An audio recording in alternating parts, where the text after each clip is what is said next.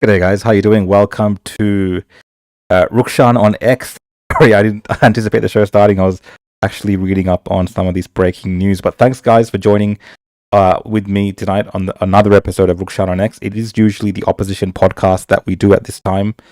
But Avi just finished off covering a protest at Monash University where students were holding a motion, I think around, sanctioning Israel or something along those grounds. Something, of course, which means absolutely nothing in the sense of what power do Monash University students have over anything related to that. So if you want to see that, you can watch Avi Yemeni's YouTube channel. He had a live stream from that particular protest.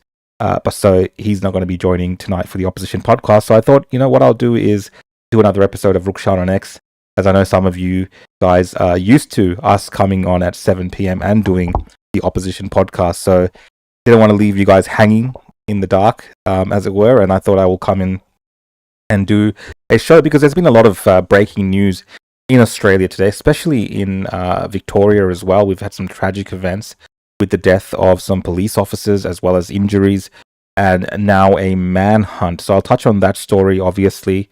That's one of the biggest news stories in the country, and especially in Victoria today. As well as we've got news around the Albanese government kicking out the Iranian ambassador, saying that the Iranian regime, the IRCG, was involved in directing and helping to raise the level of anti-Semitism in Australia by these attacks that they've apparently coordinated. ASIO's jumped in as well and said that they have credible evidence and links that have shown this, so this is why the ambassador was kicked out. So I'll cover some of that news as well. And then we have a few other news stories as well that I've been following throughout the day, which I'll get to. But let me know, guys, if you can hear me all good. I'm obviously on the road still here in Canberra. I'm traveling, so I've got my portable set up. It's all running smoothly yesterday when I did the show, so hopefully today it goes smoothly as well. I don't anticipate today will go till late like yesterday, even though I started yesterday I started at 9 p.m. and I went till about 11:30. So today I'm starting at 7. So hopefully we can wrap up around 9 o'clock. But look, you can join in with the comments. As you can see, there's a comment stream. Everything you write, your comments do show up on the stream, and I do interact with your comments. You can also support the show on YouTube by doing super chats and joining in that way. I'll spend a bit of extra time answering your questions on super chat where appropriate. Otherwise, trolls. I know I get a lot of trolling on here because I'm very liberal in the way that I interact with people. I'm not really into banning or blocking people if they're just criticizing me or have critical viewpoints of the issues I'm discussing. I don't swing that way. I'm not really into that. I believe in criticism and free speech and all these kind of concepts. Obviously, things which are derogatory in the sense of death threats, right? Things like this can't be tolerated to the extent of they will be against community guidelines. So if I do pick up on things like that, you might be muted or even banned, depending on how wild that you want to be. So someone did say the audio is okay. It's still something that I'm tweaking. Hopefully we'll get it perfect one day. Maybe it's this cheap Amazon mic, right? It didn't cost me too much for my portable setup. I don't have the regular podcasting mic, the Shure MK7 or whatever it is that everyone uses. That's at home. But let's see how this goes. Let's have a look at some of your comments, and we'll just let people join in, and I'll catch up with what you guys are saying in these comments. Mechanomics, thanks for joining in, mate. Hello. We've got here, of course, it's all about Israel for Avi. He's a real patriot for Australia. I'll take that as a statement, mate. Thanks for joining in the conversation. Mechanomics says, what's wrong with Victoria? Always full of nutters. Yeah, I mean, definitely Victoria is at the coalface of a lot of the discontent that we see in this country. And there's always some type of scenario that's unfolding in Victoria that seems to make national headlines and even international headlines. So Bam Fruitcake says, so this is regarding the manhunt of the individual that's been named by police now. So I'll get to that as well and cover some of that story that says news says he's taken his wife and child hostage. I've received some messages from people that actually know this individual. Some people that know him very, very, very closely, and they say that's not the case. They say that his wife and child are or his family. I'm not sure exactly of the dynamics, but his family are safe. So perhaps the police have updated that as well, because it's been a wild day in terms of following this story. When I initially talked about this actual story, 7 News was the first news station to actually break it on Twitter and say that 2 police officers were actually shot dead, not just missing, and not just grave fears. But then they ended up deleting that tweet. So it was a developing situation. But then The Age confirmed it, and then now, of course, Victoria Police and all the other media have also confirmed these details, that tragically 2 police officers have been killed in the line of duty, which is horrific. Another police officer has been injured, and there has then now been a massive police response in that area to find the individual responsible. So let's get to the news stories on that. I'll just check your comments one more time. Sunny Moon, thanks for joining in. Says, thanks Rukshan for your true and honest independent news feed. Thanks for joining in. People have different views of that as well, but I try my best. Right? Everyone, not everyone's going to agree with everything. We can't live in this world where everyone just agrees with everyone on everything. We have to have that, the diversity of views. I think that's a real thing. People will have different views depending on their lived experience and the way that they see the world sometimes as well. So I appreciate that people will not always agree with me. Evening Nathaniel, thanks for joining in, mate. She says you can hear me well, so that's great. I hope you're doing well. Last time you were watching, I think you were joining in from your late night shift, if I'm correct, but hopefully you're just chilling out at home tonight. Economics X, big news day though, might be here till midnight. I mean, I'm happy to go till late. I am in a hotel room, right? I'm not doing anything else, I guess. I can chat with you guys tonight and go through some of the news, but I don't think we'll make it till midnight. So let's just jump to the first news story, guys, and I'll come back to some of your comments. If you do want me to see some of your comments, you can also contribute via the super chats, and I'll definitely see those. But otherwise, I will just try to catch up on the news stories, on the comments later on. So first up, let's just get to this shooting. So I'll pull up the article from The Age, who's doing a really good coverage on this particular story. Let's go have.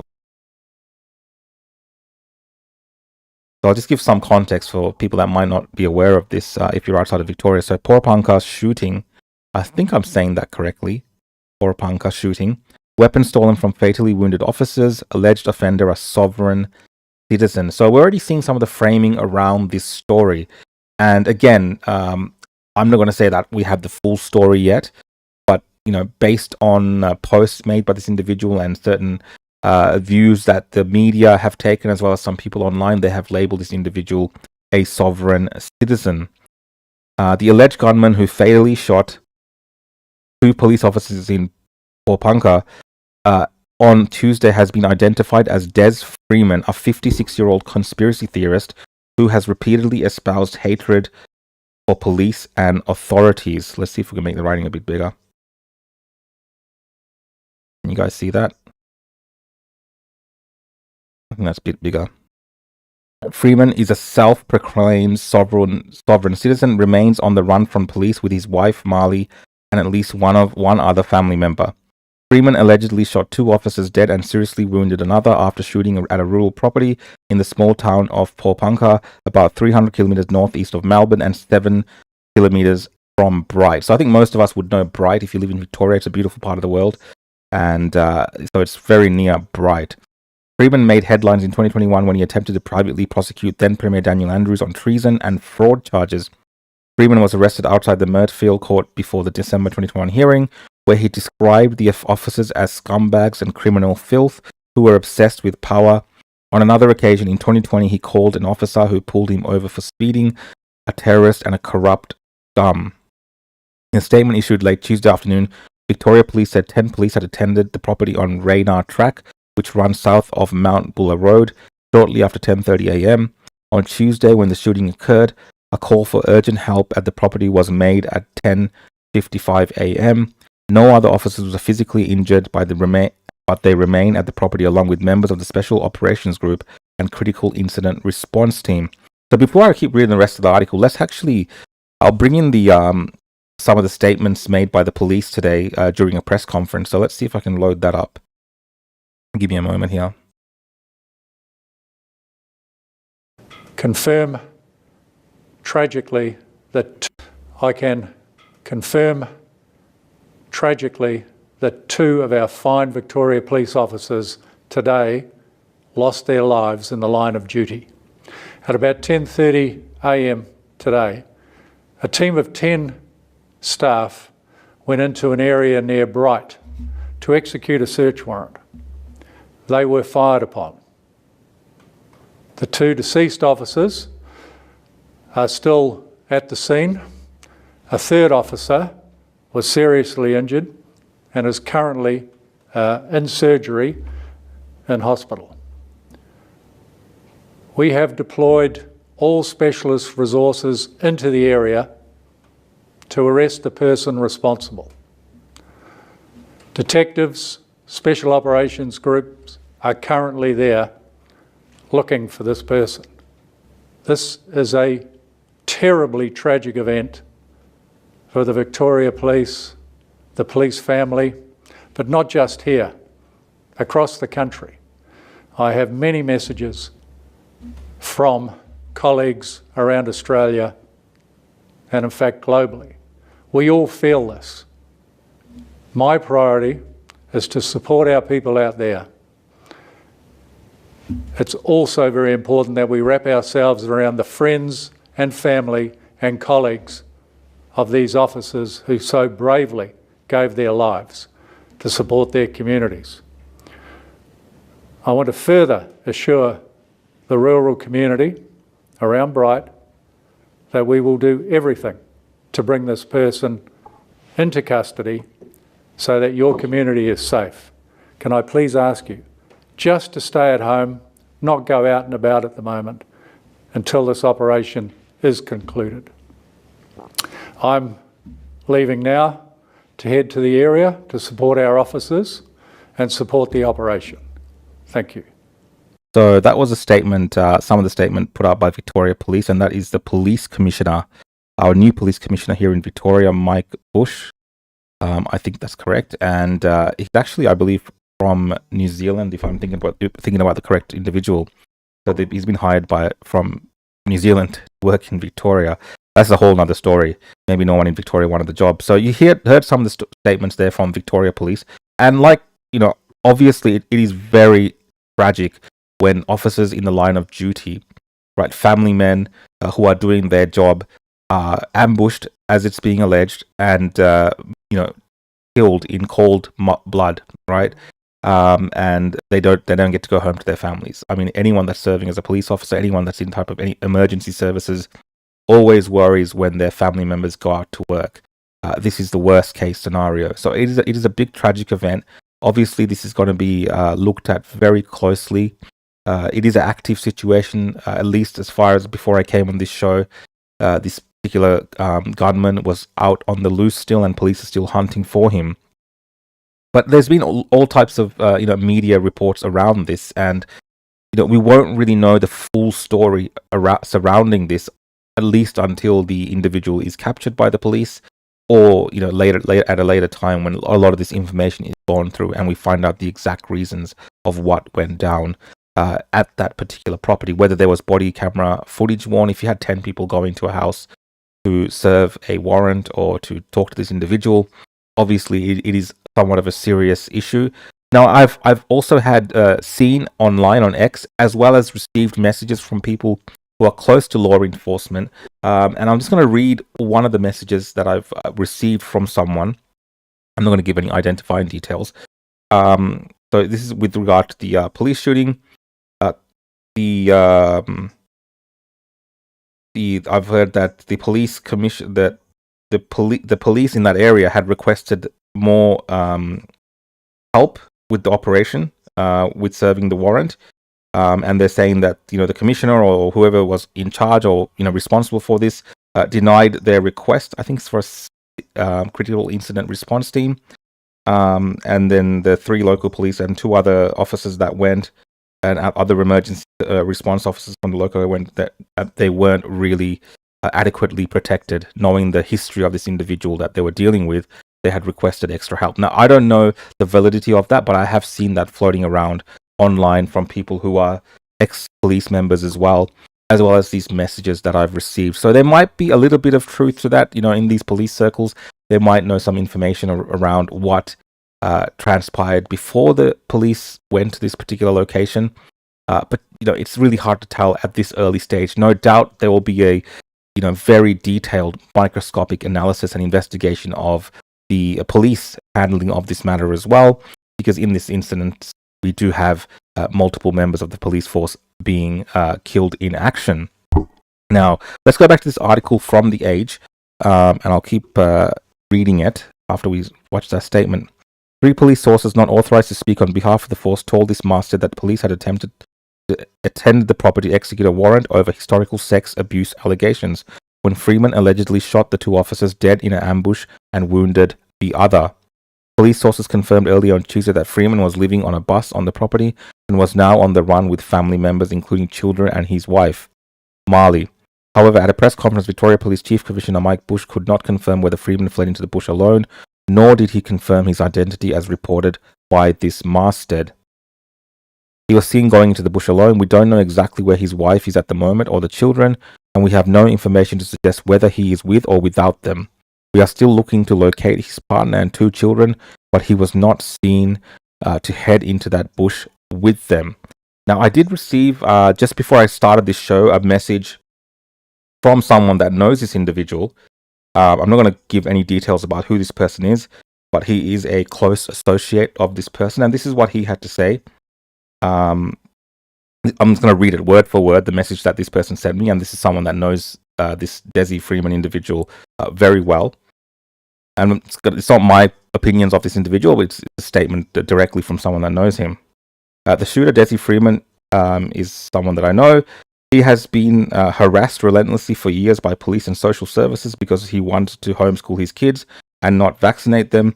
He is a devout Christian and does not want his kids indoctrinated with leftist bullshit. They made his life hell, and when they could not get him on anything, they made up some historical sexual charges. Bullshit. They recently took away his license because he refused breath and drug charges, etc. He has tried to resolve these issues in court many times by representing himself in the High Court, Supreme Court, County Court, and Magistrates Court, where he arrested the magistrate on several occasions but was not successful in winning all of his cases. He is highly intelligent and extremely knowledgeable about the law and has stood for freedom from tyranny for Australians on a variety of issues, including during COVID. He was opposed to police tyranny and their thug tactics during COVID. He is a very great person and a great father. I don't condone his shooting cops, and I believe he could have beat them in court with the right legal approach, but they just kept coming at him non-stop. I don't think this is going to end well for him. He is not a sovereign citizen. He is not that stupid. He knows that sovereign and citizen are contradictory terms, but he has been a freedom fighter who has been pushed too far. He is also a Commonwealth public official, which is someone who stands to enforce the law when politicians will not. Also, his family are safe and are not with him. He is not that effing stupid. They either have or will very soon make it known to police they are safe and are not hostages. So that is a message that I received from someone claiming, again, this is the internet, but they're not messaging me from an anonymous account. Someone claiming to be a very good friend of him, to the extent of almost being a best friend. So that is what that individual, from his relationship with this shooter, has come to the conclusion. And that, again, that's his opinion. Going on the fact of what we know in terms of the police officers being ambushed and shot dead, horrific crime.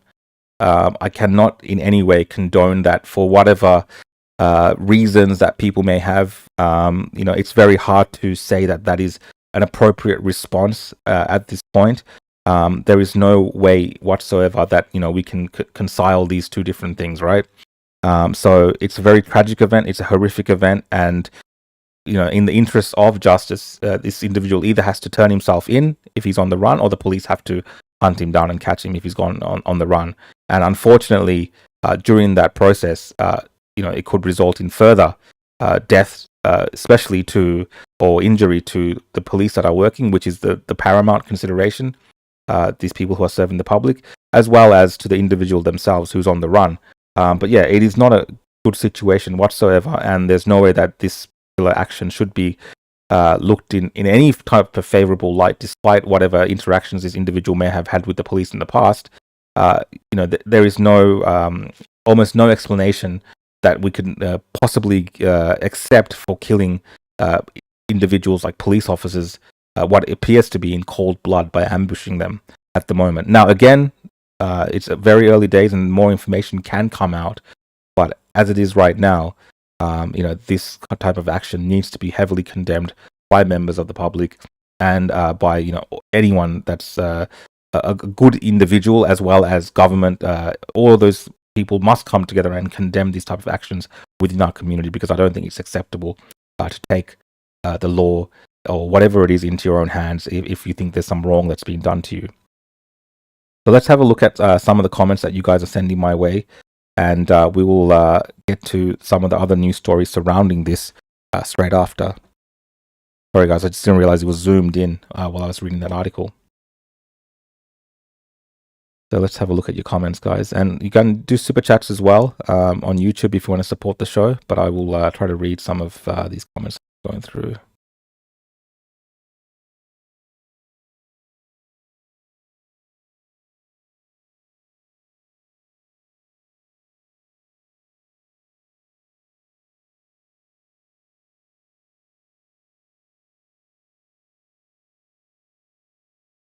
DML says sovereign citizens, those people that Four Corners just the other day, so the Four Corners did have a story on sovereign citizens just last week, claimed everyone at the Canberra convoy was, which, yeah, that is also bullshit.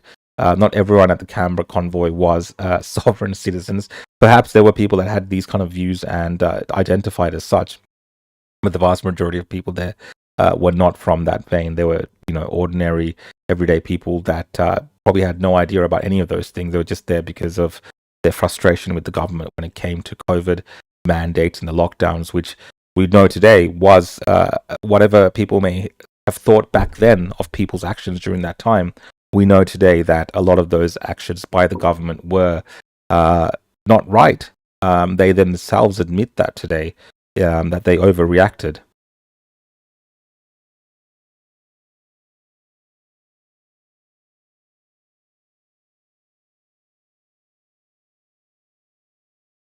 Someone says they say the bloke they spoke to was radicalized by the COVID lockdowns. Again, I've seen a lot of people saying that type of thing online, and there's going to be people that are opportunistic that want to paint everyone in this way, want to stop people from questioning the government, want to stop people from questioning authorities. I think we still need to be challenging authority, challenging government, of course. Whether with something like this today, that is not what we talk about when we talk about challenging authority and challenging government and holding police accountable. Of course, these people need to be held accountable. The government needs to be held accountable to the people and the citizens that they serve. That does not extend to the actions, the horrific, tragic actions that we've seen take place today. That is something totally different and separate of that. And to conflate that and to try to smear every single person that questions these things as something in that same light, I think is very wrong. And you can already see the media are gearing up to do this. They're very heavy on the angle of sovereign citizen, and this is going to be hyper focused on over the coming days, if not weeks after this.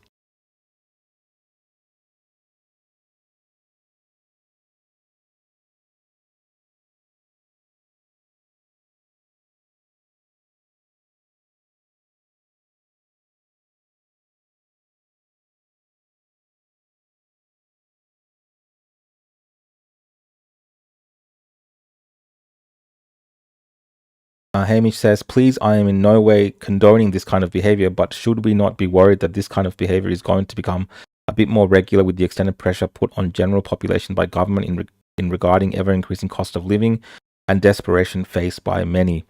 Look, there is a lot of pressure on people. Again, we can't conflate that with the killing of officers and the killing of people, murder. We can't conflate those two things because very, very unlikely that people will react in this manner. Again, there's other circumstances around this. They were saying that they were serving a warrant related to alleged sexual abuse allegations, historic sexual abuse allegations. So there's lots of different elements to this. Try to kind of put everyone in the same basket that's having issues with government or law enforcement and things like this, I think is the wrong approach. But that is the approach that the media will definitely take, and they do have a lot of ammunition for that in this particular case.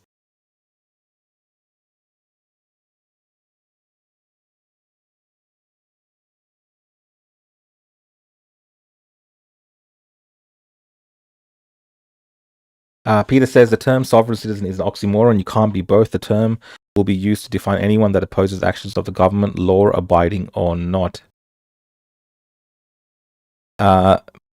Martin Bastos says, Rukshan, you have become so dull. Mate, I will try to be more lively. I didn't know I was so dull. Faith, when you say he's a dead man walking, I mean, look, the police, I believe in this instance, they will be trying to do everything possible to get this individual alive. You would want justice to be served in that manner.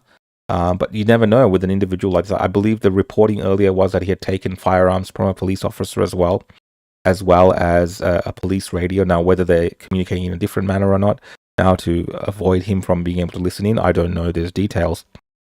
But, it is a manhunt that's going place and anything can happen.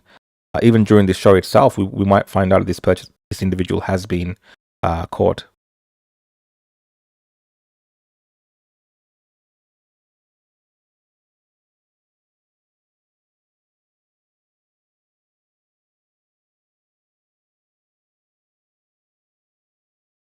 We got another comment here from Kat Bodie. As someone who supported him in court in 2018, I can absolutely say cops have put pressure on him for a long time. Now, I've seen the videos of him going back a few years. I'm just going to pull up one of those videos that someone shared online, and we'll have a look at that.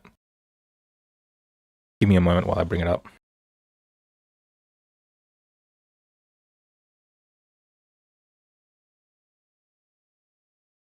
Underway, before the case got underway, police tackled one protester to the ground. They're going to make some shit up on me, mate, because I stood up to them. Police marched Desi Freeman to the police station as crowds of supporters swarmed around him. Defend me, guys. We outnumber these scum.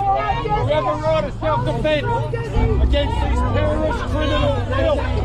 Why is he under arrest? Why? Everyone knows that these scumbags are butthurt because they're obsessed with power.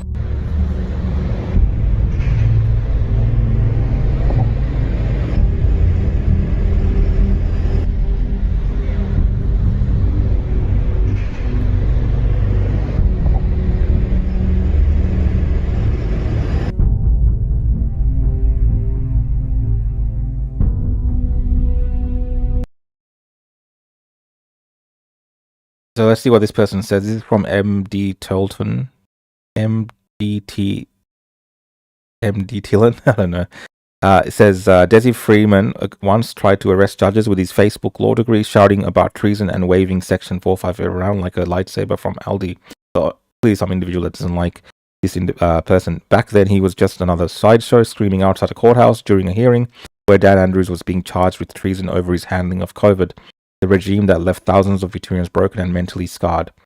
Fast forward to this afternoon, Freeman isn't just yelling anymore, armed, unhinged, and still convinced he's a constitutional prophet. He ambushed 3 police officers on his rural block. 2 were killed in cold blood. 1 is fighting to live. That their families deserve reverence, support, and respect because unlike the circus clowns in Spring Street, these officers actually serve the public. Meanwhile, Jacinta Allen and a weak carnival act of government continue to tinker with bail reforms that protect violent offenders, equity for criminals, misery for everyone else. This is Victoria in 2025, pseudo-legal cultists with guns, grieving police families, and a government too busy handing out equity to notice the state burning down around them. And I do agree with many elements of what's being said there, especially around what's happening in Victoria when it comes to crime. Obviously, this person doesn't have a favourable view of individuals like Freeman that may represent themselves in courtrooms or have a particular view of their position in society, whether that's sovereign citizenry or not. Let's keep having a look at more of your comments, guys. I'll keep pulling up more news stories as well as we go. His name was Freeman. Sounds made up. Yes, so I believe he has changed his name from some of the repeating reports that I've seen. Desi Freeman sounds like designated freeman. Potentially, Desi Freeman. I don't think that's his actual name.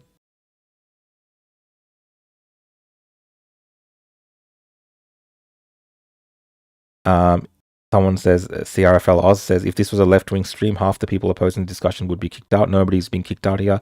You're welcome. Yeah, that's right. I don't mind the criticism that's going on place here. I know a lot of comments here criticizing me as well, but it's just people in a roundabout way trying to conflate multiple things into one, right? And these are the same people on the left that, you know, say stuff like ACAB, right? Antifa types, all cops are bastards, and so on, right?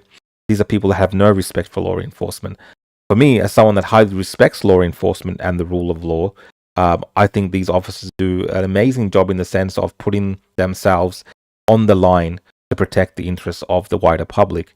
Now, obviously, we have criticisms when we see that not taking place, when we see government failures, when we see police failures, and it's completely, in Victoria, I think, acceptable to criticize the police force.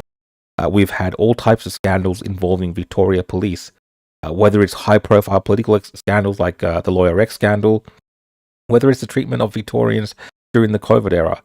There are very valid reasons that people in this state can criticize members of the police and the government. But of course, that does not excuse the fact that at the end of the day, these are also members of our community. These are people that put their lives on the line to protect us, that go after criminals, that ensure that society is safe. And most of them, overwhelmingly, most police that I even talk to, especially in private as well, do not agree with the policies of the government. Sometimes they're just stuck in enforcing laws that they themselves see as being ridiculous. That is generally the gist that I get.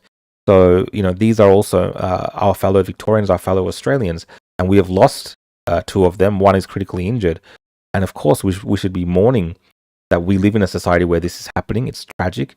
And like some of the comments have said, we should be getting around these families, getting around Victoria Police right now and supporting them in this moment, because it's tragic. Stephanie says that he changed his name to Freeman.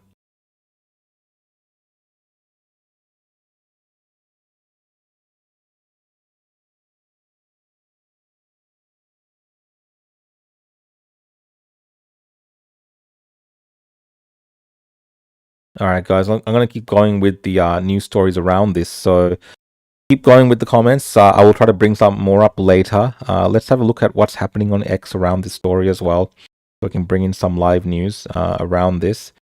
Let's have a look. Let's bring in a police report from Channel 9 and see what they're saying. Still at large and life-threatening. The suspect, in the meantime, is still at large and is armed, as Mike Bush said. So the message to the local community remains to stay indoors. Let's go to Mimi Becker now, who joins us from Poorpunka. Mimi, this is just an incredibly sad day, of course, for Victoria Police, but also for the community there. Just tell us what's happening with the search for the accused gunman. Well, Alicia, the community is on edge and they're feeling unsettled. You just mentioned there that Victoria Police have reminded the community that the gunman is still on the run. In fact, they've just sent out text messages to everyone in the area in the last 10 minutes or so, reminding them to stay at home and to try and limit their movements as this armed offender, Desi Freeman, is on the run. New South Wales Police have now joined the search effort and things are ramping up despite it getting dark. You can still hear the Victoria Police hovering, the helicopter hovering over in the hills as officers prepare for what could be a long night ahead. They are setting up marquees and floodlights and it is beginning to rain, so they are facing tough conditions in this search. But as you just heard from the Chief Commissioner, they are throwing every resource at this, Alicia. OK, Mimi, thank you. Well, let's go to Brett McLeod now, who joins us from the Police Memorial in St Kilda Road. Brett, today marks another dark chapter in the force's history. I think today many people, not only Victoria Police but around Victoria, would have cast their minds back to other times when we lost multiple police officers in one terrible moment, in particular on the Eastern Freeway at the start of COVID when 4 police officers died in that terrible tragedy. But also earlier, the Silk Miller murders and the murders of Constables Dine and Eyre in the Wall Street killings. Now, today there are still many questions unknown. We do know that there are some similarities to what's happened in Tasmania and Queensland in more recent years when police officers were killed serving warrants in more remote rural areas. As more questions come to light, we will see more flowers like we have here today at the memorial. Expect many more to arrive by tomorrow. And one sad certainty about what's happened today is that in the future we will see 2 more names added to this police memorial. Alicia. Very sad indeed, Brett. Thank you. And we will keep you updated as developments come in throughout the evening. Let me just go onto the Age website and see if there actually has been any developments.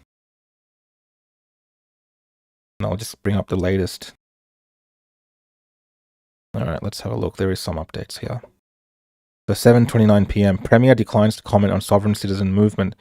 Premier Jacinta Allen has declined to answer a question regarding the sovereign citizen movement, despite the alleged offender being reported as a member of the fringe society. So you can see again, this framing is very much front and center of all the news stories and this questions by journalists. Journalist says, in recent years there has been an emergence of this sovereign citizen movement who look at authorities, police and government as the enemy. Prior to the events of today, how concerned were you at what we're being seeing? Allen says, I think this is Premier Jacinta Allen. I think you can appreciate I'm not going to be drawn on some observations and reflections on that matter. It is far too early, particularly where there is an offender at large, and my focus right now is both providing every support to Victoria Police.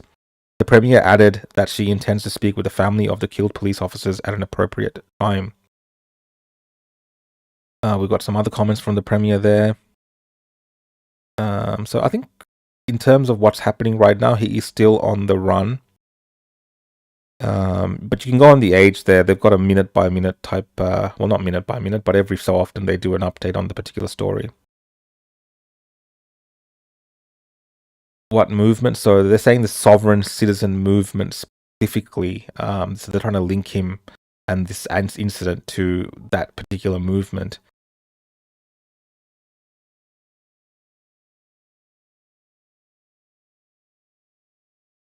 All right, cool, guys. So let me just pull up another news story on this if I can find one. Otherwise, we'll move to the next story because I think this is a developing story, obviously, and more information will become available as time goes on.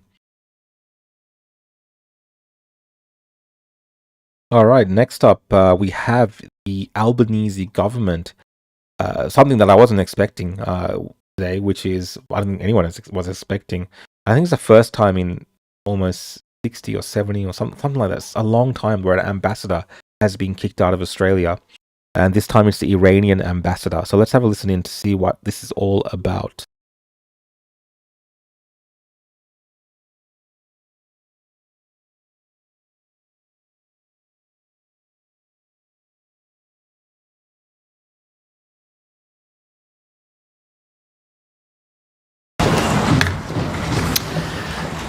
Firstly, can I say that there are reports from Victoria, from Paulpunga, about an active incident that has been underway there. There is grave concern for some of the police officers who are involved.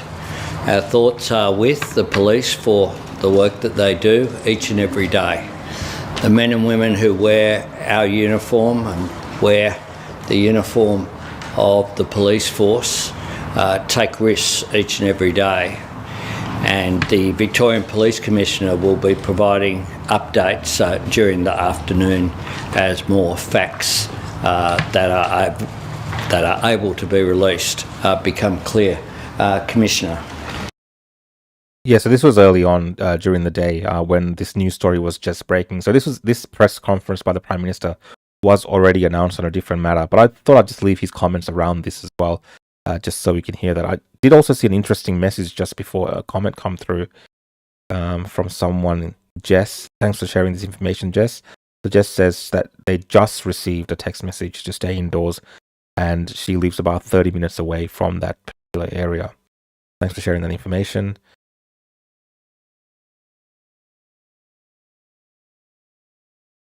All right, let's keep playing this video. Thanks, PM. Just from the Police Blue family, the wider family across Australia and overseas, our thoughts and prayers are with Victoria Police right now, the Commissioner and the community, and we hope that they are all safe and well. However, we're hearing that there are some grave concerns for some of those police officers, and our hearts go out to the community. And thank you, PM, for your kind words. Thanks very much, Commissioner. On an unrelated matter is the reason for the calling of this press conference. Since the terrible events of October 7, 2023, we have witnessed a number of appalling anti-Semitic attacks against Australia's Jewish community. I've made it clear that these sorts of incidents have no place in Australia and that I wanted ASIO and the AFP to investigate as a priority. ASIO has now gathered enough credible intelligence to reach a deeply disturbing conclusion that the Iranian government directed at least 2 of these attacks. Iran has sought to disguise its involvement, but ASIO assesses it was behind the attacks on the Lewis Continental Kitchen in Sydney on October 20 last year and the Adass Israel Synagogue in Melbourne on December 6 last year. ASIO assesses it is likely Iran directed further attacks as well. These were extraordinary and dangerous acts of aggression orchestrated by a foreign nation on Australian soil. They were attempts to undermine social cohesion and sow discord in our community. It is totally unacceptable, and the Australian government is taking strong and decisive action in response. A short time ago, we informed the Iranian ambassador to Australia that he would be expelled. We have suspended operations at our embassy in Tehran, and all our diplomats are now safe in a third country. I can also announce the government will legislate to list Iran's Islamic Revolutionary Guard Corps, the IRGC, as a terrorist organisation. I've said many times that the Australian people want 2 things. They want killing in the Middle East to stop, and they don't want conflict in the Middle East brought here. Iran has sought to do just that. They have sought to harm and terrify Jewish Australians and to sow hatred and division in our community.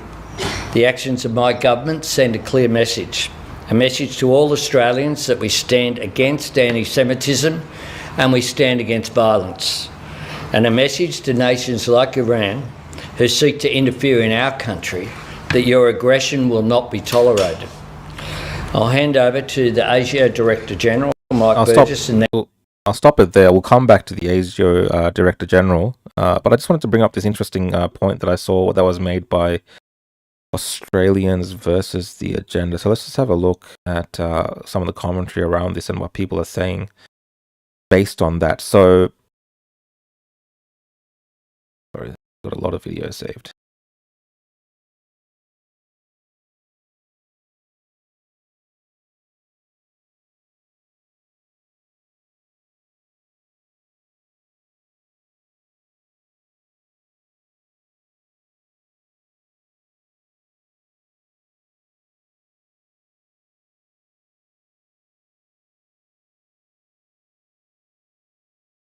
So this is what Australians versus the Agenda had said. So breaking, Prime Minister Anthony Albanese has confirmed that Iran was involved in coordinating anti-Semitic attacks against the Jewish community, including the Adass Synagogue in Melbourne. All hate speech laws passed by state and federal governments were influenced by foreign interference and must be repealed immediately. Look, I thought that was an interesting observation because there is some truth to that. A lot of the laws and legislations and things that were changed around hate crimes, whether it's be at the state level or pushes from the federal level, were based around this accusations that there's this kind of festering, growing anti-Semitism in Australia. It does appear now, at least when it comes to these particular incidents, these 2 incidents, if what Albanese and ASIO are saying that they have evidence of, and they've taken pretty drastic actions to kick out the Iranian ambassador. If that is the case, then it does feel like a foreign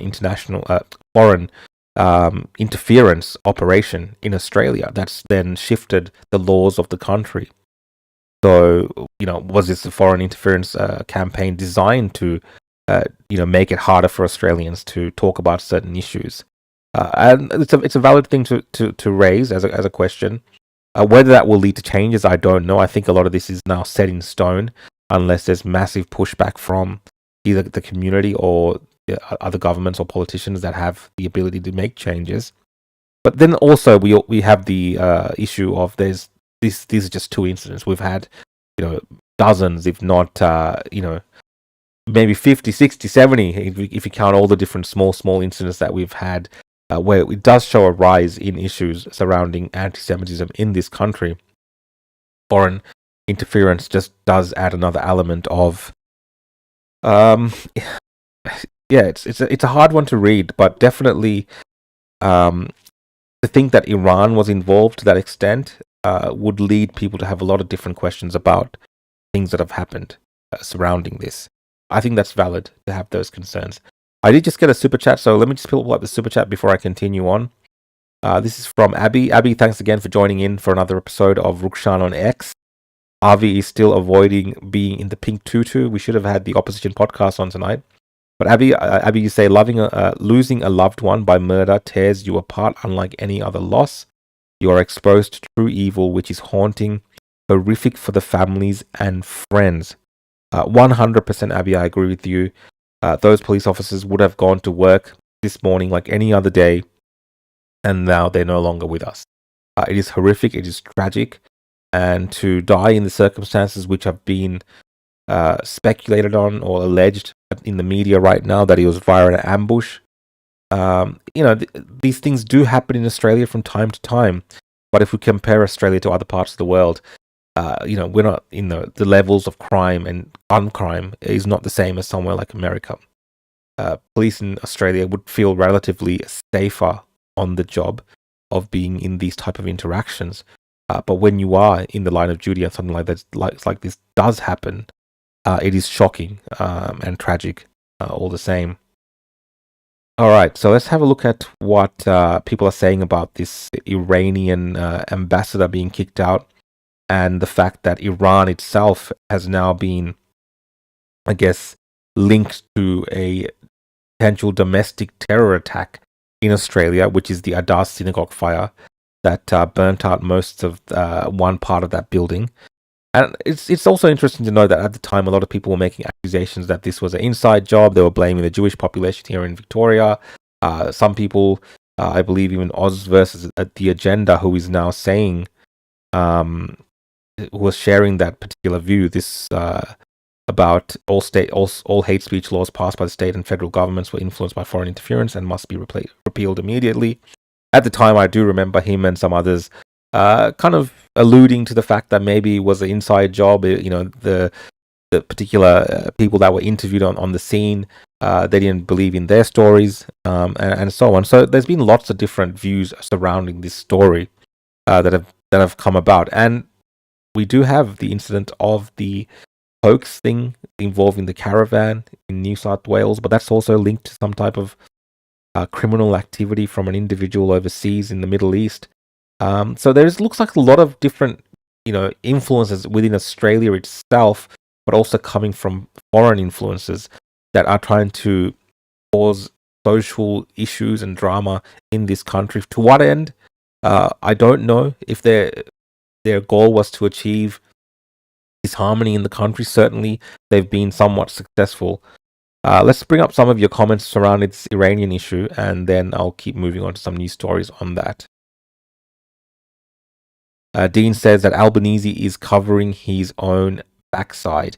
And look, he has been under a lot of pressure since the Iranian Prime Minister rebuked him quite publicly by saying that he's one of the worst leaders when it comes to this issue, and he'll be remembered as a spineless individual. So there is that. Trent says, don't want conflict here, then stop letting them in.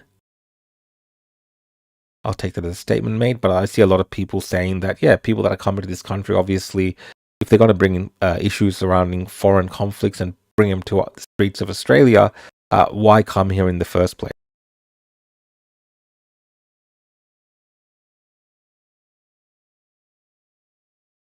Ted Bullpit's joined in. Good day, mate. Thanks for joining in the show. Bandy Small says, social cohesion is words to use when they want you to bend the knee to a minority. No thinking, no thinking, but talking about talking, obey. Sure. This inability that we have slowly kind of has come about through government pushing these type of hate speech laws and things like this.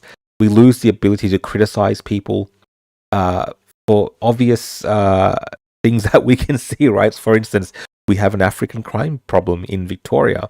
Now, will it be completely illegal for us to tell the truth about that and say that this is actually an African crime problem that we have when we consider the amounts of young African kids who are involved in these home invasions and machete attacks, right? So when you have these type of social cohesion laws and things around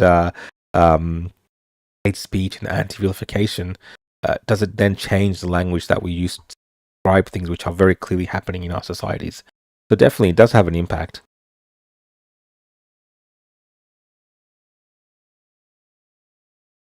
Dragon Horizons obviously has been drinking quite a bit while watching the show and says, Albo is my favorite Aussie. Thanks, mate. Thanks for the comment.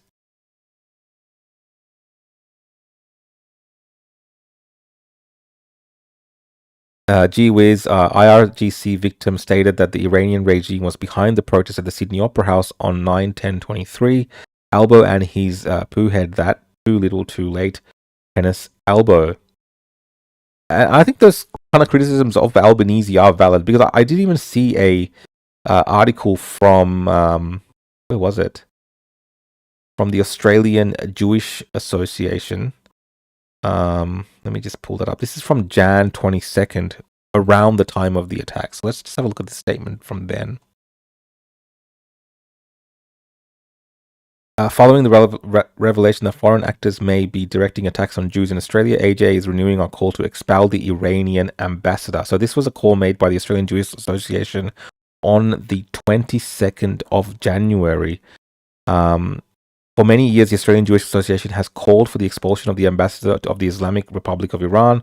The local Iranian community has reported about intelligence operations by the Islamic Republic of Iran on Australian soil. Sadly, our warnings have fallen on deaf ears with the Albanese government, which has put the community's safety at risk. So this has apparently been something that's been, ongoing for a long time in terms of people raising these concerns around the Iranian foreign influence in Australia. And governments, including ASIO, has not acted on that. If we go back to the press statement from ASIO, let's have a listen in. Then hear from the Foreign Minister and the Home Affairs Minister. Thank you, Prime Minister. In this year's annual threat assessment, I warned Australia's complex, challenging and changing security environment is becoming more dynamic, diverse and degraded. Dynamic because we're confronting an increasing number of threats. Diverse because some nation states are using criminal proxies to undertake acts of foreign interference, espionage and politically motivated violence. Degraded because authoritarian regimes are more willing to engage in reckless, high-harm activities. Unfortunately, all three of those characteristics apply in this case. For the past 10 months, anti-Semitism has been one of ASIO's most pressing priorities, involving the full use of our capabilities and powers. We have investigated dozens of incidents targeting Jewish communities, places of worship, businesses and prominent individuals. ASIO now assesses the Iranian government directed at least 2 and likely more attacks on Jewish interests in Australia. Our painstaking investigation uncovered and unpicked the links between the alleged crimes and the commanders in Iran's Islamic Revolutionary Guard Corps, the IRGC. The IRGC used a complex web of proxies to hide its involvement. This is the sort of obfuscation and boundary blurring I warned about earlier this year. It's important to understand that ASIO is both a collector of intelligence and assessor of intelligence. Formal assessments such as this one are not done quickly or taken lightly. Our analysts carefully weigh and weight every piece of intelligence. In this case, their conclusions are clear. ASIO is still investigating possible Iranian involvement in a number of other attacks, but I want to stress we do not believe the regime is responsible for every act of anti-Semitism in Australia. It goes without saying, Iran's actions are utterly unacceptable. They put lives at risk, they terrified the community, and they tore at our social fabric. Iran and its proxies literally and figuratively lit the matches and fanned the flames. I want to assure all Australians that ASIO and our law enforcement partners take these matters extremely seriously. You do not just have the right to be safe, you have the right to feel safe. Minister. So I'll stop that there. So that's ASIO's comments around the assessment that they've given that the Iranian regime was involved. This is for those of you asking questions what's going on in this news story. The Australian government and ASIO have kicked out the Iranian ambassador and alleged, well, they said they have evidence of this, that the Iranian regime was involved in setting up anti-Semitic acts in Australia, including most notably the firebombing of the Adas synagogue here in the state of Victoria. We also got a super chat here from Exweety. This is very Victorian-centric super chat. Thanks for joining in today, mate. It says obviously we need IRGC bins. Yes, we need bins where the Iranian foreign influencers can hand themselves in Victoria, and that might help us with the crime, especially when it comes to foreign interference. Now, look, it's to be noted when it comes to this issue of Iran. We did have during the protests that we had on the Sydney bridge, the Harbour Bridge. We did have these type of images where we had an image of Khomeini in the background near Julian Assange, Bob Carr, Craig Foster, very prominently displayed. And these kind of terroristic groups have had the ability to have people in this country openly support them, whether it be the IRGC, which the Australian government is now saying that they will designate as a terrorist organization. It's been known for a long time, including from the people of Iran, who have called these people terrorists. I don't know why it took the Australian government this long. As well as we've had ISIS flags, we've had people convicted of terrorism at these marches, as well as Hamas flags and so on. So in Australia, as much as the police goes after everyday ordinary people for certain things, we have seen an uptick of people who support things like terrorism, including the IRGC, being openly allowed and not rebuked until this moment. What's led to that is anyone's guess, but they are saying that they do have concrete visions or evidence to say that this is the case now. I'd also like to bring up this video of Nasser Mashni, one of the leaders of the pro-Palestinian movement from APAN, the Australian Palestinian Action. And this was what he said after the fire at the synagogue. So let's have a listen to some of his words following that event. Whoever set the fire to the synagogue, know this. You are a racist, you are a fascist, you are a Nazi. This is not your movement. You are not welcome here.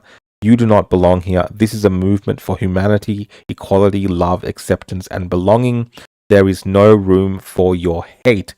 So it'd be interesting to see if Nasser Majni, these pro-Palestinian groups, actually condemn the Iranian regime in this instance for trying to bring terror to the streets of Australia, sowing discord in the streets of Australia, bombing, firebombing, acts of domestic terrorism on the streets of Australia.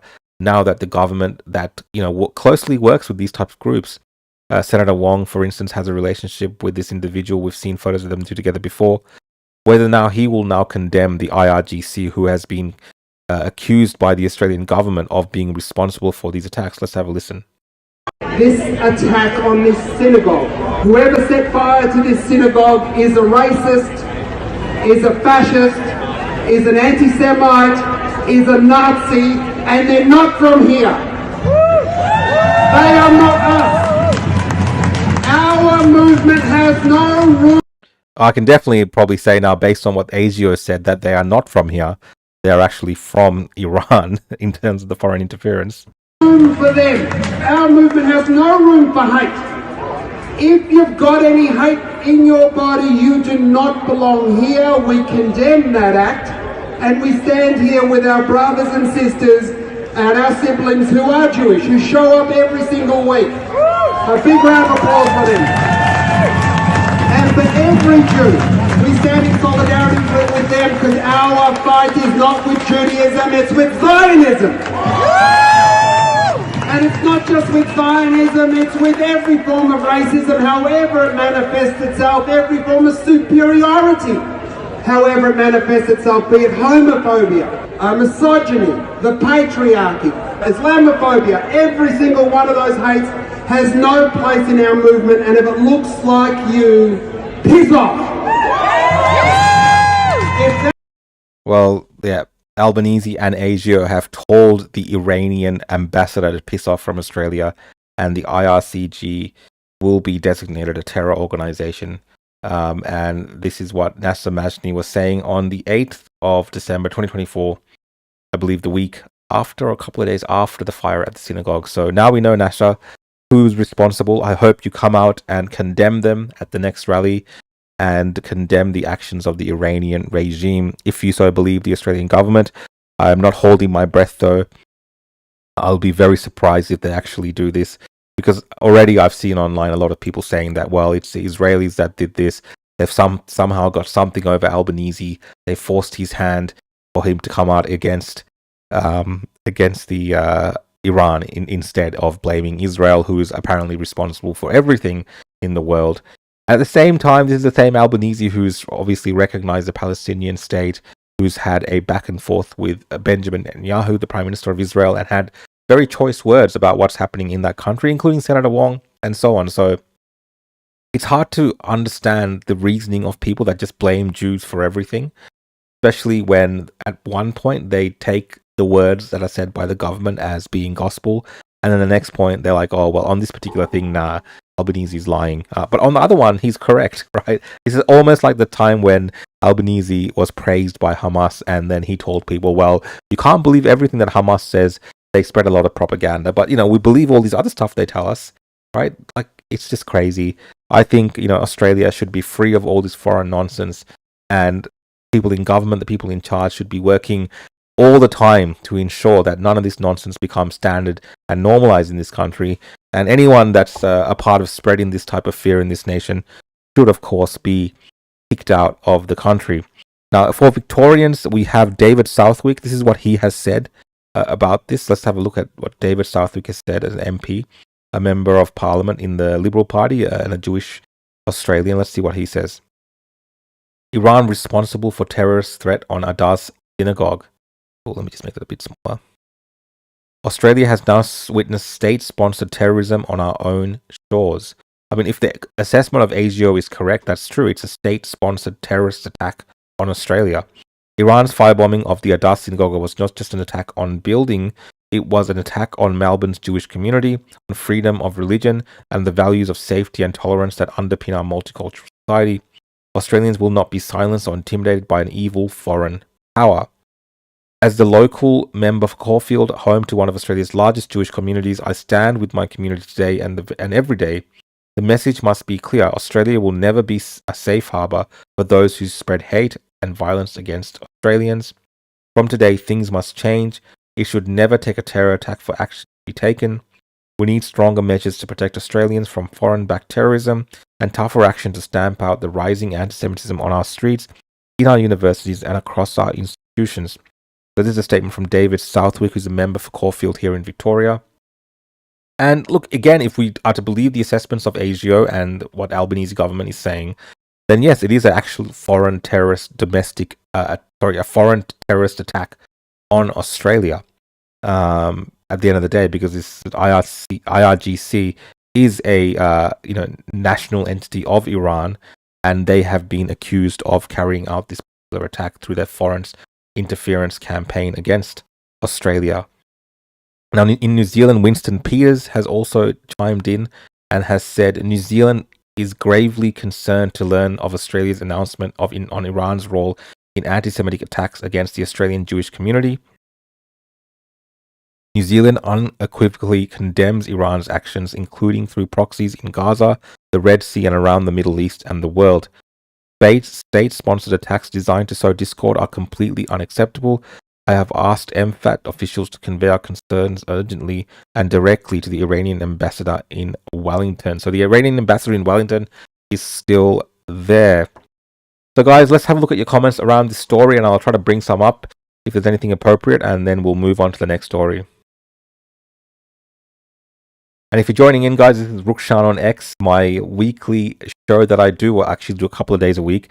I don't normally do it on Tuesdays. We should be having the opposition podcast today with Avi Yemeni, but he had a protest to cover at Monash University, which he was live streaming. So we'll probably be back with the opposition podcast maybe tomorrow night at 7, but definitely on Thursday at 7 p.m. we'll be doing the opposition podcast.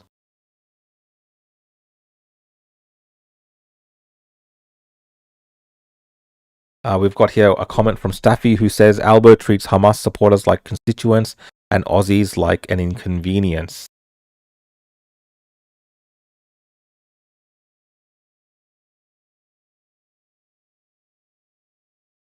Got Dean Adam who says Penny Wong is clearly our Prime Minister and using Albo as a puppet.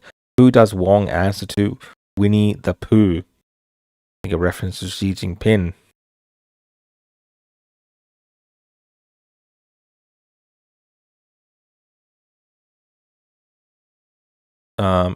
Arama Bonia says Muslims have lied through history. They pretend they are on your side and peaceful when they are in the majority, that's when they invade, put Sharia, etc. I'll take that as a statement, Ambina. And Double A says, either way, it's not our fight. We can have our opinions, but get that war overspill shit off our land.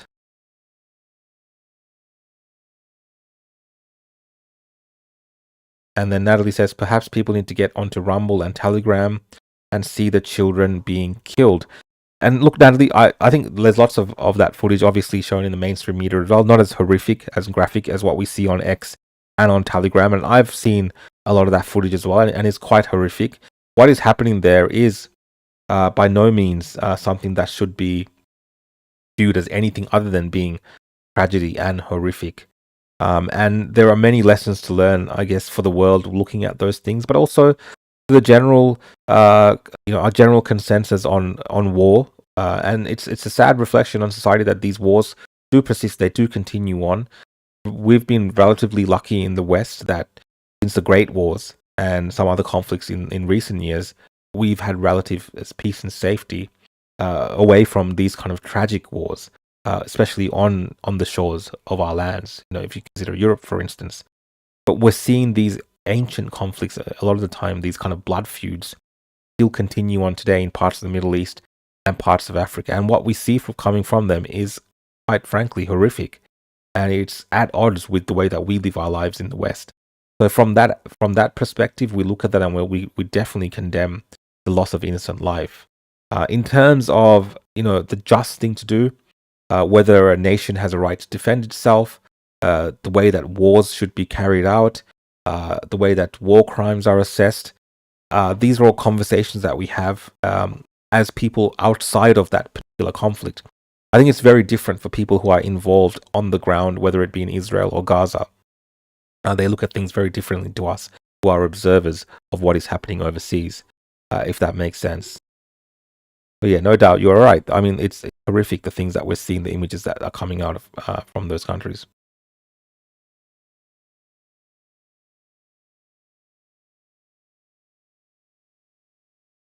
I'll read one more comment, guys, and then I'll... I think Adam's back. Rukshan, can you get rid of Adam Snake? It's a bot. Adam, I don't know if you're, you hate watching this or something. What did you say here? Oh, here we go. The Aussies in here, they hate your brown skin. Have some dignity. Mate, imagine I was influenced by what some people thought about my skin color. Something that cannot be changed.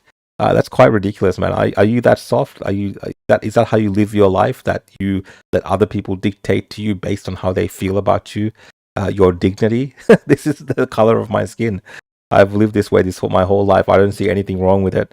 So I don't know, why I would care about that. It's ridiculous, mate. We've got here, research the Jews. Yep. Re-immigration for Rukshan back to Sri Lanka. I know that is a wish for many of you to deport me. Let's see if you end up deporting me. And then Dean's jumped in and said, Rukshan is more welcome here than you. Research the Jews. A lot of time is actually devoted to people wanting to remove me from this country. And I find that very fascinating because I am someone that, okay, you might not agree with my particular views on certain issues, but I love Australia. I respect this country. I work very hard. I contribute as much as I can to this nation, and I'm very proud of Australia, and I respect the history of this country. And I'm someone that wants to obviously preserve that and promote that. And these are values that I strongly believe in. But and there's not many people. I will agree. There's not many kind of people like immigrants, perhaps, that are this passionate about the country of Australia in a way that I am, especially in a public-facing manner, right? I may be belonging somewhere like as a diversity hire on the ABC, telling you how bad this country is, but I'm not even doing that. I'm telling you how much I love Australia, but still the obsession is to deport me. But like in a very small minority of people, right? The vast majority of people who do have power and sway over this country, who are of immigrant heritage backgrounds, they would perhaps more likely have a chance of, putting you out to someplace else rather than me being deported. That is kind of the reality we're looking at. So, you're worried about me, but I think you got much bigger problems than me to worry about if your obsession is with me. Ted Bulbridge says, Rukshan Fernando, we love you, mate. Aussie, Aussie, Aussie. And then Adam just wants to keep going on. The Aussies in here, they hate your brown skin. Mate, I have so many Aussie Australian friends. They love my brown skin. It actually provides me great protection against the harsh elements of the Australian sun as well. Effie, thanks again. Appreciate your content, Rukshan. Considering some of these comments, you get to handle it like a boss. Yeah, I don't know why these guys waste their time commenting here. Like, I'm telling you, you have much larger problems than me when it comes to some of the issues that you're worried about. I'm not your problem in the way that you're thinking. It's crazy. Let's have a look. I am getting a lot of messages though from people against Adam, who's disrupting the conversation. So that's not good, Adam. You don't need to flood the conversation. You've had your say. I've brought your comment up. You've had your say. Mez says your brown skin is beautiful. Thank you. Yeah, look, Adam, you've had your say. You don't need to keep repeating the same thing, mate. Like, what's wrong with you? Like, why do you want to keep repeating the same thing? It's just boring. Like, what is your obsession with that, Adam? This makes no sense.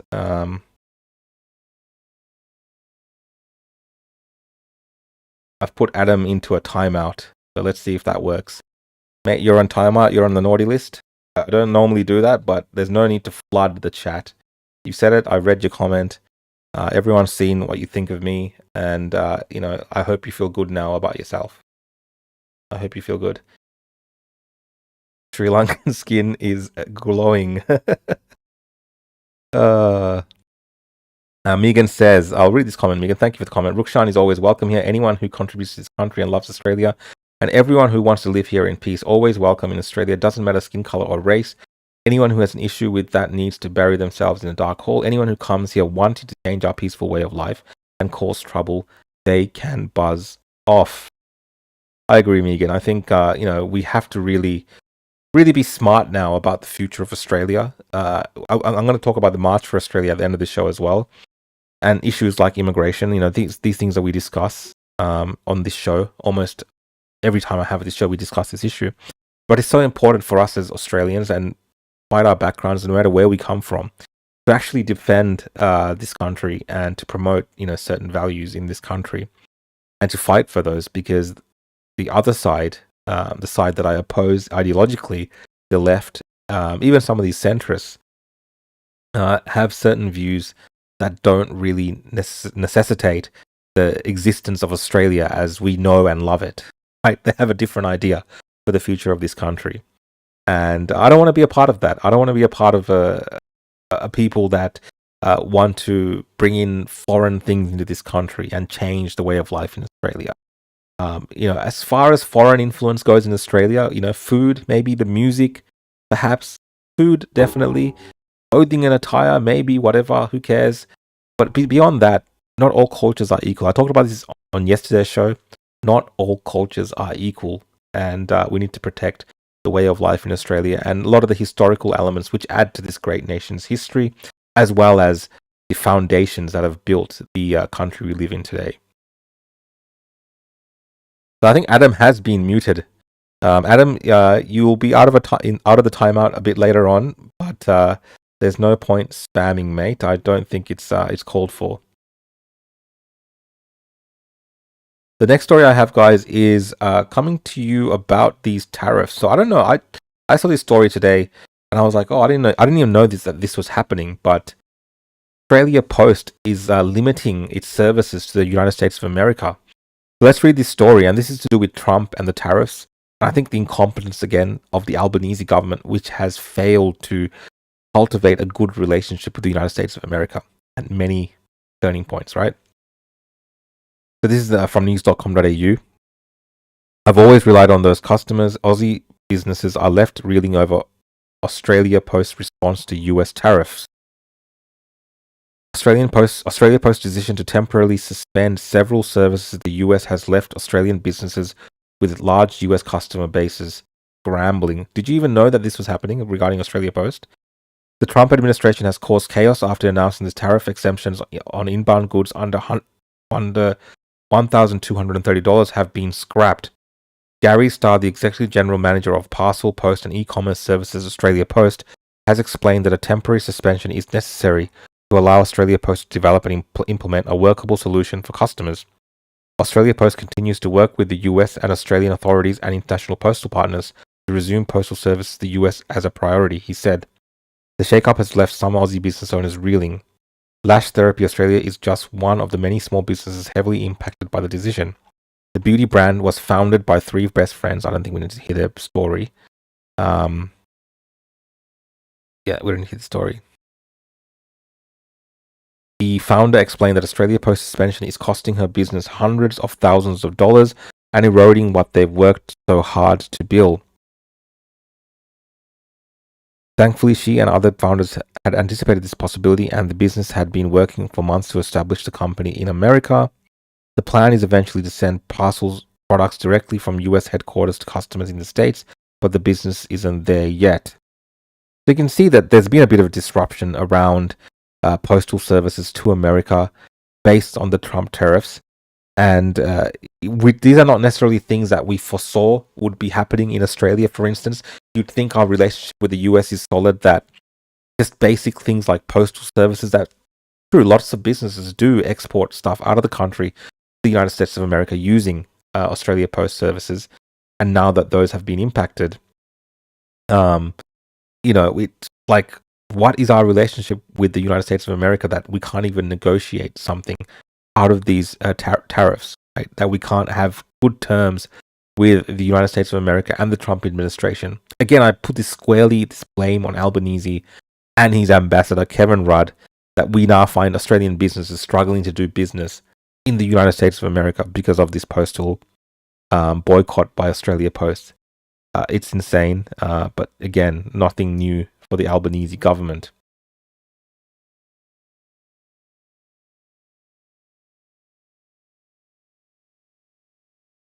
I'm just trying to see if you guys have any comments regarding this story, and I'll move on. Quick one there. Dan Max says, I saw a short from a random Victorian YouTube account today about this. Yeah, I didn't really know that this was happening. I don't use Australia Post for any type of services to export stuff outside of the country, but I imagine there's lots of Australian businesses, especially considering the international kind of world that we're in, that would be sending things out of the country. And I believe anything over $100 in value, they won't be sending something like this. You can correct me if I'm wrong. So if it's smaller items or just normal mail, it'll get through, but parcels and packages are currently not being sent by Australia Post. And Leanne Braid says Trump doesn't deal with communists. Yeah, I don't, Albanese, whenever he's asked about the relationship with the US, they put out a brave front. I don't think Trump respects Australia whatsoever under Albanese. Mate, this guy's back. He's back with another account. So imagine, mate, you're spending your time doing this. This is what your life has amounted to.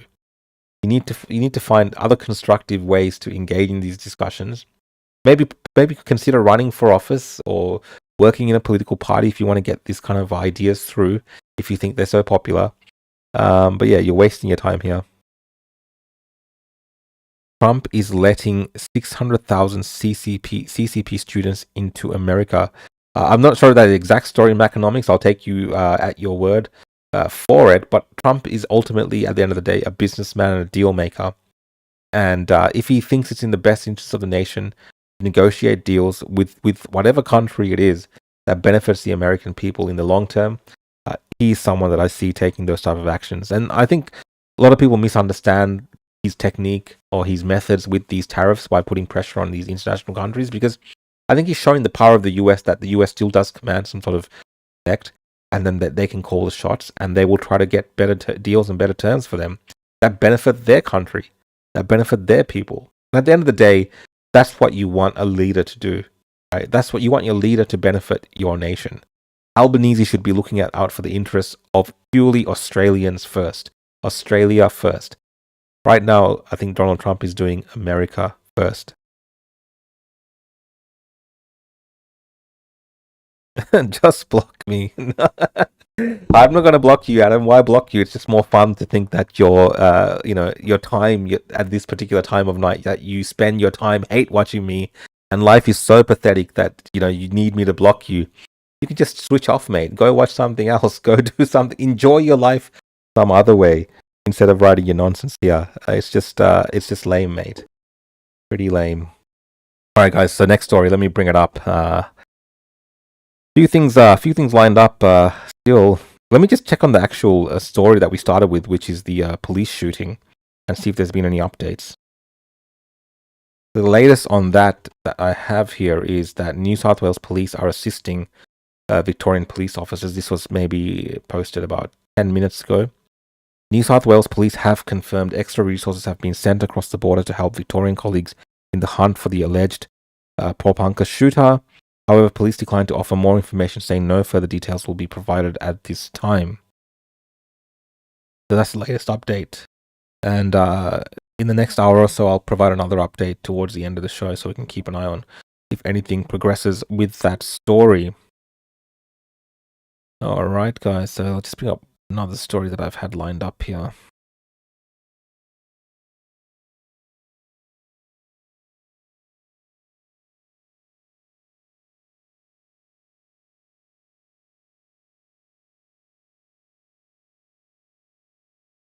This is a story that I saw Nancy share. New National Australia Bank customers will be asked for a selfie as a part of a new process when opening an account or a product online. They say this is to help protect customers from fraud and scammers. Let's watch this story. Selfies are now all about security. NAB is using them in what it calls a breakthrough against cyber criminals. I feel like this is pivotal. We've invested tens of millions of dollars in getting this right. From next month, the bank wants new customers to verify their identity using their biometric data. That's full facial recognition. It's designed to stop stolen licenses and passports being used to open dummy bank accounts, a fast-moving problem. Over 255,000 Australians a year have their identity stolen or compromised. Now, that number, I suspect, is on the low side. We're confident we're going to make a real difference. Industry analysts support the move, but say with more data actually comes more exposure. It is the thin end of the wedge. It will be more and more required that we simply validate who we are. What we need to worry about is, where is this information being held? The last thing we want are our names, our details and photos of ourselves being hacked. The bank says there are no plans to make existing customers verify in this way, and that anyone concerned should visit a branch in person to open a new account. So, look, that's an interesting story. Obviously, this boiling frog type thing that I did keep talking about when it comes to digital identity and the way things are moving towards this becoming more and more of the norm.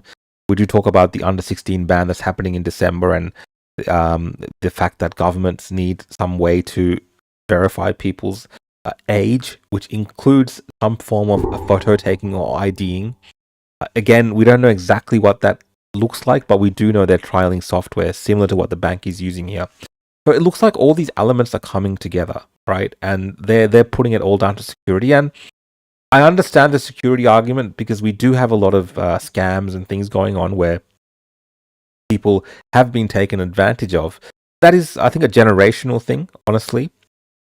There is a generation that was newly introduced to a lot of these technologies, like a lot of these apps that we're using, banking apps, a lot of services, and again, I'm not saying this in a bad way for the older generations, but there are a bit more tech illiterate. Like I would say, my parents are more tech illiterate than my generation, and then now the kids that are growing up today, they're even more switched onto technology, right? So they understand potentially more about technology and scams and things like this. So a lot of people were taken advantage of by these scammers, often calling from foreign nations to scam people here with small tricks. And it is important to have security facilities available if people want to avail themselves of that and protect themselves.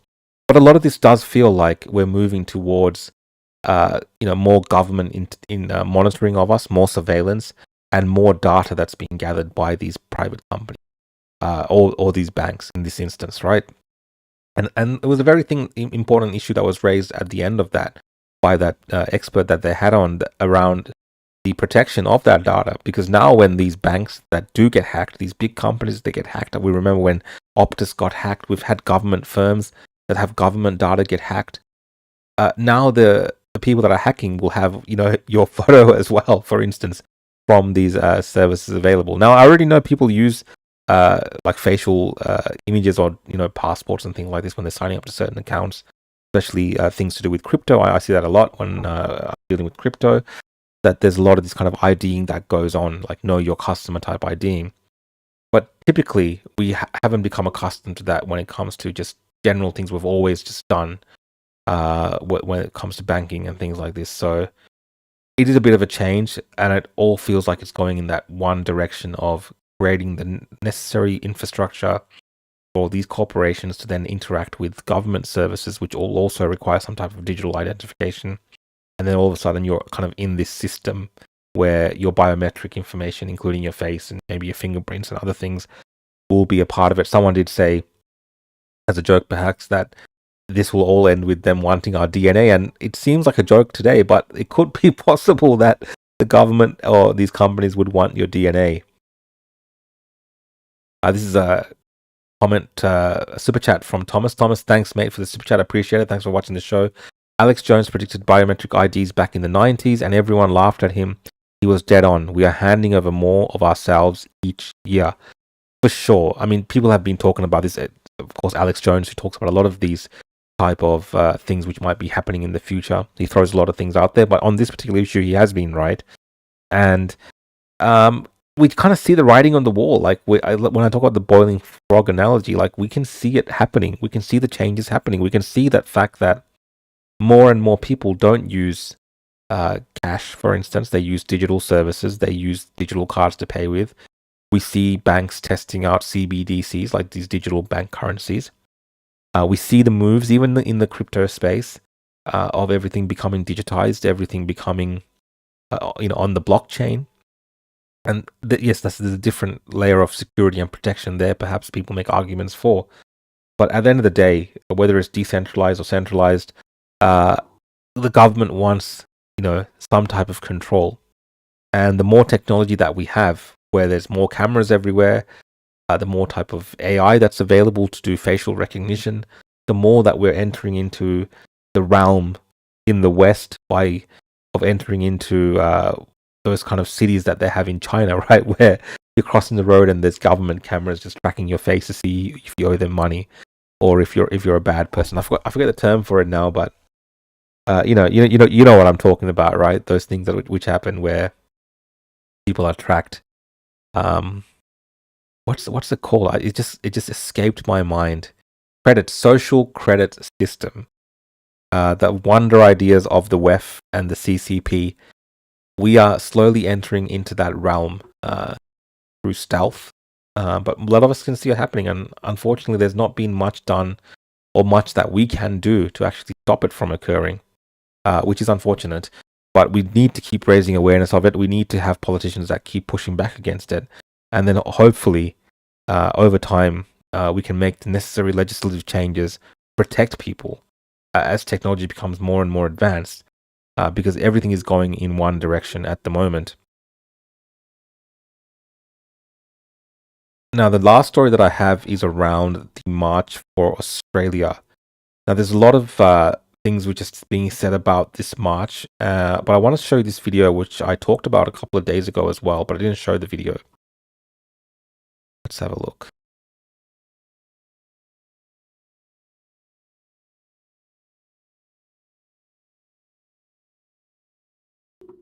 Everybody talking about the 31st of August. Cuz, let's run it. Niggas ain't scared. Wallah, what do you guys think this is, bro? You guys didn't see what happened in the UK? When the idiot niggas tried to run through and they got popped? Wallah, let's fucking run it. Let's go. Just tell me where we meeting. Nasty niggas, where we meeting? Just tell me what block. Flinders, Wanston, Collins, just let me know so I can plan. I got a pseudo with a switch, ready to just, you know what I mean? Wallah, what do you guys... So there's a few videos like this floating around of people making threats of violence against the people that are coming out on the 31st of August to march for Australia. And it is concerning. We have seen, of course, the counter-protests that are being planned as well. And I've talked a lot, obviously, about the inception of this particular protest and the dubious nature of some of the individuals in surrounding the organization, as well as some of the claims made by groups like the NSN. So it is a heightened environment as we get closer to the 31st of August, and people need to be on alert for bad faith actors, whether it's within the group itself or from outside trying to infiltrate and cause chaos. You also have to be aware now that when we see the story that we saw today with the police shootings and the framing of that story by the media, and I have no doubts also by politicians in the coming days, that there will be connections that you will see in the news and the media that they make between what's happening on the 31st of August, that March for Australia, which is a patriotic movement of Australians that are against things like mass immigration and the predicament that they find themselves in. And of course, a lot of people want to show patriotism and love of the country. There will be attempts to conflate that and this police shooting and sovereign citizens and say that this is one and the same thing. And unfortunately, they will have some ammunition because there has been some, somewhat questionable things said by some of these organizers, which have been recorded in various spaces and available to the media as well. And no doubt these type of connections will be made. So it's very important that you're vigilant on the 31st of August, wherever you're going on that day. I will be there live streaming with Avi as well, and that'll be available. I'll stream from the Melbourne rally that's happening. But if you see something shady, if you see something suspicious that's happening around you that day, ensure you at least film it on your phone. I know we all have mobile phones, and many of us will be taking photos and videos. But I think it's important to do that because there will be a lot of spin now on the 31st, and I'm already seeing it on X. I'm already seeing people lighting up, the little dots that they're putting together to set the narrative up that this is a sovereign citizen style march by Australians. That's their new go-to line, and it's dangerous. So, and in the heightened situation we have today with this police shooting, that's something that we have to consider. And obviously, these things are not linked in the way that people are trying to make it linked, but they will no doubt try, is what I'm trying to say. So what's the latest update before I finish up the show for the night, guys? Let's see what they're saying here. The Age, 8:34 p.m. They put some analysis when police work turns deadly. The most dangerous jobs in policing are those carried out every day, checking an abandoned car, sitting outside a Chinese restaurant, or delivering a court warrant. The reason is that while all police are armed, their guns stay holstered and are drawn as a last resort. They are called first responders for a reason. They respond to circumstances, usually trying to take a low-key approach, ramping up as needed, a counter-punch, not a king hit. And that's true. Like in terms of policing in Australia, relatively speaking, we are a safe nation where there is a lot less gun crime as compared to other countries in the world. And usually police would be generally a lot safer, not having to approach everything with their guns drawn. I see a lot of times in America, police always got guns drawn first. But police here in Victoria, I've seen them approach houses and things like this. Of course, they're very cautious and professional on the job. They're not going in guns drawn, so they can get ambushed. And it's very tragic what's occurred. You can watch the earlier parts of this show where we talked about this in detail, and I read some comments, also messages that I received from people saying that they are close associates of this individual that's now on the run. He is still not being caught. And this will be a developing story over the next couple of days, if not weeks, as the investigation goes in. My thoughts and prayers to the families of the deceased police officers and those that are in hospital. It's very tragic, and it's sad to think that there's people tonight here in Victoria who are, don't have their loved ones with them after going to work and have not returned home. So it's very tragic. Again, guys, thank you for joining me for another episode of Rukshan On X, in lieu of the opposition podcast, which did not happen today.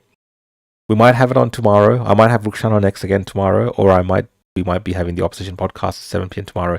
If you are not following me, guys, you can find me on X, right, at the real Rukshan. You can see it in the bottom corner there. You got my X handle, and that's the same handle that I have on YouTube, as well as Instagram and Facebook and a few other platforms as well where you can find me. But yeah, make sure you like, subscribe, follow. I wish it was very easy. I wish there was just one platform that we had to use, but you got to go on multiple platforms. So I'm actually streaming the 3 platforms tonight. I hope you're enjoying this casual chat and coverage of news, as well as taking your comments. I did just get another super chat, so thank you. Let me pull that up. Equity, thank you for the super chat, mate. Cheers for always showing up, mate. Tell Diamond Tutu we're waiting. Desmond Tutu, sorry, we're waiting. Maybe we need Abby to set a specific date. That's true, Abby. If you do see us on the opposition podcast, Abby, I'll let you set the date for Avi's Tutu appearance. I think that's only fair, as the community did raise a lot of super chat funds that night for the Tutu. I'll just do one more round of checking on comments, guys, before I go off the show, because I did not look at them for the last couple of minutes. So let's have a look. Please bear with me as I read these comments. You'll just see me staring into silence. I got another super chat come through. Thank you, Faith. I appreciate it. Thank you for the support of the show. Thank you so much. Sonic says, protect your hard-earned money by investing in Bitcoin and physical gold. No doubt a crypto fanboy. Thanks for your comment, mate. DML says, everyone at August 31st marches will be labelled a sovereign citizen by the government and media. At least in the short term, I do believe that there will be many attempts to smear everyone as a, similar to that individual that's been allegedly accused of this crime. And there's kind of nowhere around it in terms of how the media works in this country. It's just something that we'll have to, get through, because, like I said, many people definitely have valid reasons to question authority, to question the actions of police and question governments. I mean, that's, I think, a fundamental part of being a citizen, is to hold governments and police and authorities to account when the wrong things are being done. Now, having said that, like I said, I kind of clarified many times that does not, of course, extend to the type of violence and the things that have been alleged to have happened today. That is something that we should be also condemning in the utmost, strongest possible terms, because that is not on. These are members of our community that have been gravely affected by this tragic shooting, and there's no reason whatsoever for anyone to try to excuse that behavior of that individual, and they need to be brought to justice. We've got here a super chat from Effie. Thank you, Effie. I appreciate the super chat. Sending a super chat for Rukshan and Avi to go for a coffee. With the prices of coffee going up in Melbourne, Effie, thank you for the super chat. We might be able to get 1.5 coffees, right? Thank you so much, Effie, for joining in and being a part of the conversation. Julian as well, thanks for the super chat, mate. Thanks for joining the show. I appreciate the support.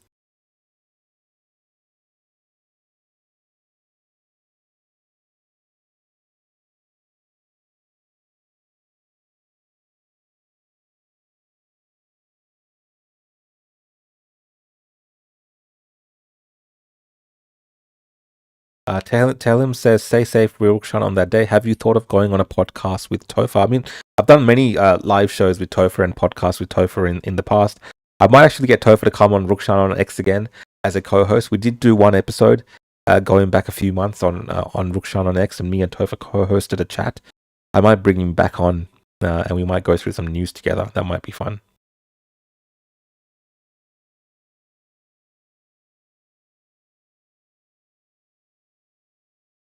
Jeff says it is a sovereign citizen march. They seek to overturn the federal election. That is not true. There's no one talking about overturning an election when it comes to this march on the August 31st. Is specifically the messaging has been around anti-mass immigration specifically, as well as just respecting Australia and the flag. We've seen a lot of attacks on Australia. We've seen a lot of attacks against the Australian flag, and this is the nation of Australia, and if people want to proudly march with the Australian flag, it shouldn't cause too much of an issue to anyone, especially to the extent of trying to label people as sovereign citizens for taking part in such a thing.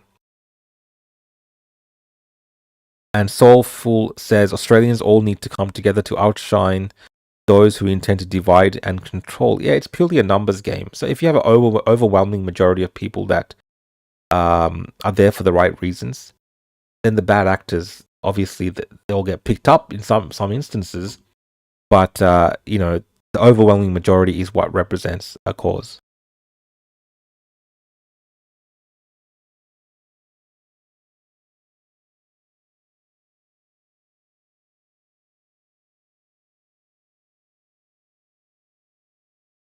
Abby says, if it doesn't happen next week, then I'll put pressure on. Thanks, Abby. You are the instigator of all of this tutu drama. And yes, please put some pressure on Avi Yemeni to commit turning up dressed in the pink tutu. A lot of super chats was raised for that. So it definitely does have to happen, and he should not get away with it.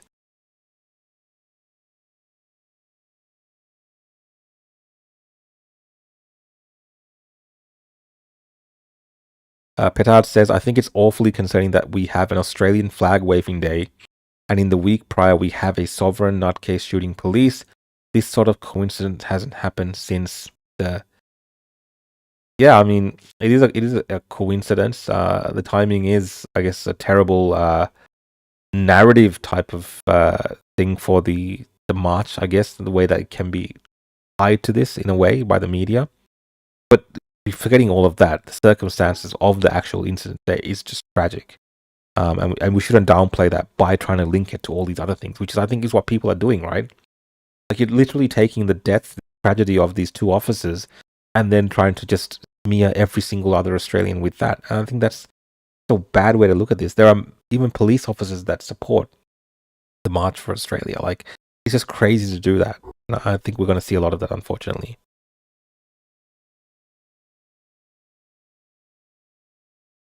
Thanks, Joe King. Love you too, mate. Thanks for checking in on the show.